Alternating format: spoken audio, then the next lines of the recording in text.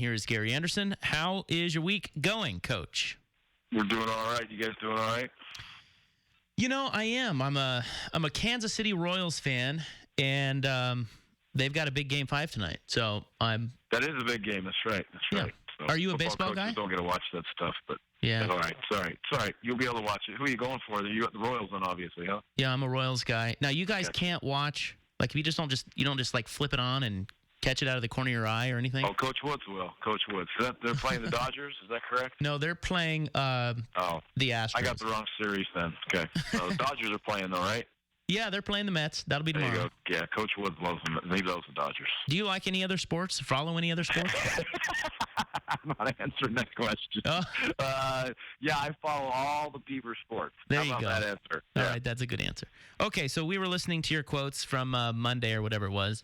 And you were very poignant in your comments this week. You were challenging your team to step up, big boy pants. Why did you feel the need to issue that challenge here this week?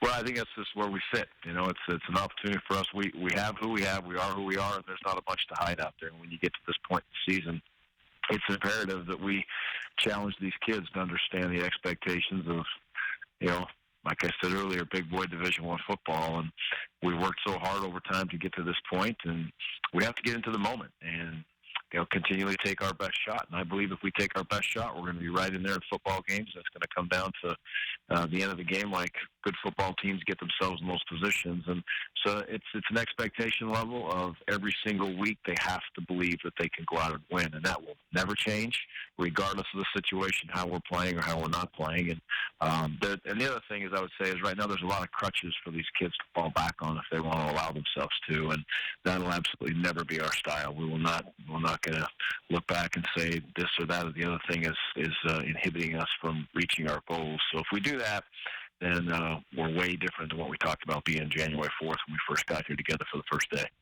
Are you seeing the effort level you need? Yeah, I don't think there's any problem with effort. We grade the effort on every single snap, and I don't see loafs. I don't see kids, pushing on certain plays when they need to.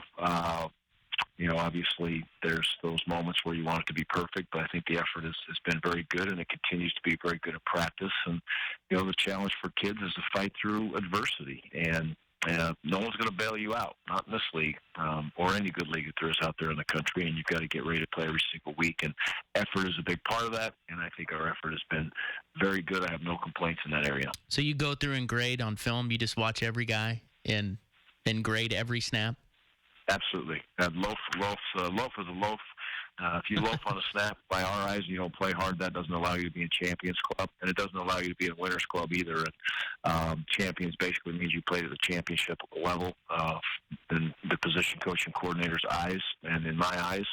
But if you have one loaf, you're not making it in Champions Club, and the Winners means you played good enough to win that football game for us. And if you have a loaf, then you're not going to be in the Winners Club either. So that's how we break that down. I like it. But so right now that means it's a lot of technique things and maybe even some mental, just believing. Is that kind of what you're saying?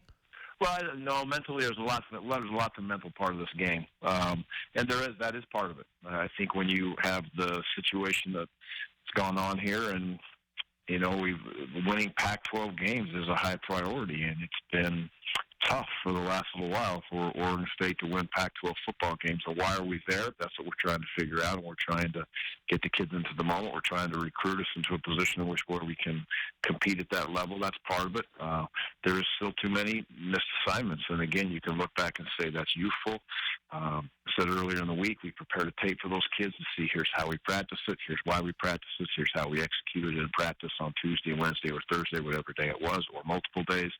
Why don't we do it in a game? Now we got to look at ourselves in the mirror as coaches in those scenarios too. So we're all accepting where we're at. Not real happy about it, but we have to continually work to grow and develop and all get better at what we're doing. But we need to be edgy because we're only guaranteed, 43, 44 days left in this season, and it's never going to be the same for us. So we have to fight every single day, and I think those kids have that attitude that no matter what hits them in the face, they're going to get up and keep swinging. Gary Andersen, Oregon State coach, with us on the Fan and Comcast Sportsnet. Do you try to shelter players from fan criticism or Twitter or, just what's out there in the world?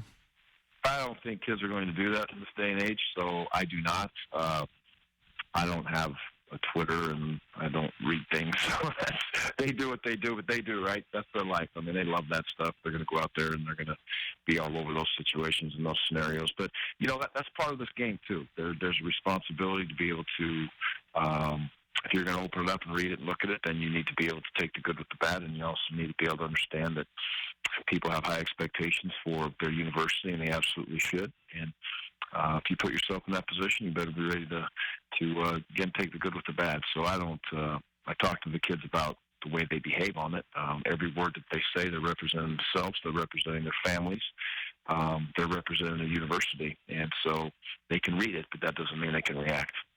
So Washington State, coming off a big win, they can move the ball, the air raid. What are the keys to defending what they do offensively? Well, they throw the ball extremely well. You've got to disrupt the quarterback, and when I say that, sometimes you have to buzz around him and hit him and get your hands up and whatever it may be to disrupt his timing. If it's just out there like it's July and they're throwing the ball around there in pass routes, and then you're going to have some real problems on your hands. You also have to confuse him in coverage. And when I say that, you need to use multiple coverages in certain situations that hopefully will cause him to have some issues, and quite frankly, the wide receivers to have some issues getting to where they want to be within the route structure. And then thirdly, you got to make plays. It always comes down to it. You have to be able to make plays in those situations and understand that if Washington State is able to snap the ball 100 times, which is probably their goal every game, there's going to be some points scored, so you better have the other guys on the other side of the ball help you out. Yeah, defensively, I was reading some of Kalani Sitake's quotes this week, and he said, we've dumbed it down as far as you can dumb it down, and it seems like guys still aren't getting it. So what do you what do you do now defensively? Well, I think that's a challenge to us all as coaches. And when we feel that way as coaches, that's not looking at the kids and saying, hey, you can't do it, or if we have too much, we have too much. If we have to even go backwards even more, we will go backwards even more. But when you turn something loose down the middle of the field 2 weeks in a row, one or two things need to change. We need to coach it better, or we need to have other kids doing it in that situation. And that is the bottom line. There is a real reality to this whole thing at the end of the day, and the goal is to win football games, and that comes with criticism. That comes with sometimes some harsh words for coaches and harsh words for players. So we communicate it, we talk about it, but I believe Kalani has really. He's watered it down to the point to where you have to be able to go out there and do some different things. We are not talented enough football team to just sit there and say, okay, here we are. We're going to play cover 2 the whole game and go sick 'em, boys. Go have fun. We're not in that position, and quite frankly, no one is in this league. So you've got to be multiple on offense and defense, and we'll continue to accept that role with these kids, and they're working hard at it. It's not from lack of effort. We just need to keep on coaching and keep on grinding and not get too caught up in the moment. We just need to keep on keeping on, if you will. Yeah, understood. Well, not that this would happen to you. I you just got there, but it is interesting that it seems like in college football now, coaches, Spurrier just stepped down. I think North Texas fired its coach. Maryland fired its coach. Coaches are getting canned. It's like right in the middle of the season, and it didn't seem like that used to happen. What do you think of that? And is it just the competition level now that everybody's so invested and there's so much on the line and it's so close that you can't afford to not let a coach go if things go south? Well, I think there's different scenarios for every school, and I'm sure each one of those schools have the reasons for doing what they're doing. But when that happens, to me, it's difficult for the kids in the program. Obviously, it's difficult for the coaches. I don't know if there's ever a good time, but it's strange.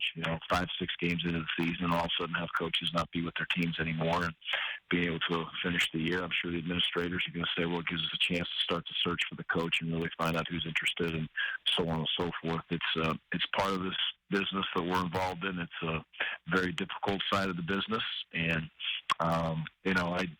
I guess I kind of close my ears to all that stuff and my eyes and don't really think about it, or I just try to work with this team and get them going. And we're very happy to be where we are, and we're looking forward to be here this year and next year and many years after that. So that's the best way I can answer that one, I suppose. Yeah, gotcha. All right, Coach Andersen, thank you so much. Good luck against the Cougs. We appreciate your time always. I appreciate it very much. Go Beavs. All right, that's Gary Andersen of the Oregon State Beavers. He joins us every, what is today? Wednesday. at 3:35 and then again at 5:15.